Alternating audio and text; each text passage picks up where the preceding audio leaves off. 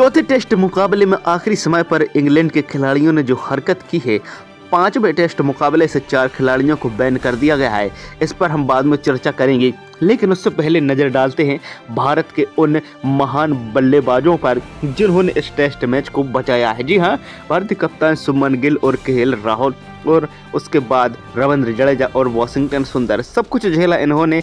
England के team ने जो इन पर जुल्म ढाई, जी हाँ, हर प्रकार से दबाव बनाया गया, बाउंसर मारी, कभी सिर पर लग रही, कभी हाथ पर लग रही, कभी मुंह जुबानी बार किए जा रहे, कई खिलाड़ियों से बदतमीजी की जा रही। उसके बाद भी बावजूद भी रविंद्र जडेजा और वॉशिंगटन सुंदर टेस्ट के मस नहीं हुए, एक प्रकार से खूंटा गाड़ दिया इन दोनों ने।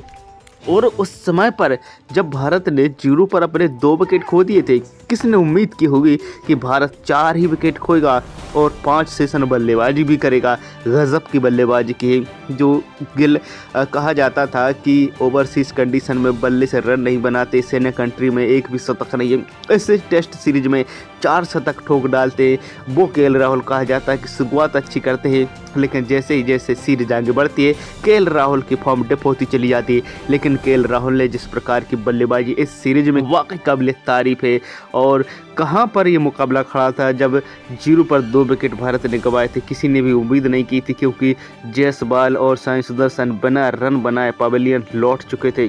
उसके बाद KL Rahul, class KL Rahul की, भारतीय कप्तान शुभमन गिल, क्या बल्लेबाजी की है यार। एक सीरीज में सबसे ज़्यादा रन बनाने का रिकॉर्ड तोड़ चुके हैं भारतीय कप्तान शुभमन गिल, और भारतीय ओपनर बल्लेबाज केएल राहुल भी 500 से ऊपर रन बना चुके हैं। गजब की बल्लेबाजी की है और काबिलियत की जो धनी है शुभमन गिल, टाइमिंग का क्या क्लास है केएल राहुल की, गजब। इन दोनों ने जिस प्रकार से चौथे दिन इंग्लैंड की टीम को पस्त कर दिया था, रही कहीं जो बाकी चीज़ें थी वो 5वें दिन केएल राहुल के आउट होने के बाद, गिल के आउट होने के बाद रविंद्र जडेजा, वॉशिंगटन सुंदर दोनों शतक मारते हैं। जी हाँ, रविंद्र जडेजा की एक बार फिर से तलवार निकलती है, वॉशिंगटन भी अति सुंदर लग रहे थे, लेकिन जिस प्रकार से मैच बचाया है किसी ने उम्मीद नहीं की थी। वाकई में चमत्कार हुआ है केएल राहुल, गिल, वॉशिंगटन सुंदर, रविंद्र जडेजा। लेकिन हम बात करते हैं इंग्लैंड की उस हरकत की जो आखिरी समय पर जाकर की।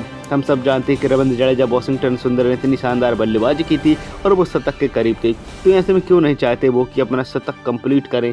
लेकिन बेन स्टोक चाहते थे कि इनको शतक से पहले ही रोक दिया जाए, ताकि ये अगले मुकाबले में एक शानदार फॉर्म और शानदार सोच के साथ ना उतरें।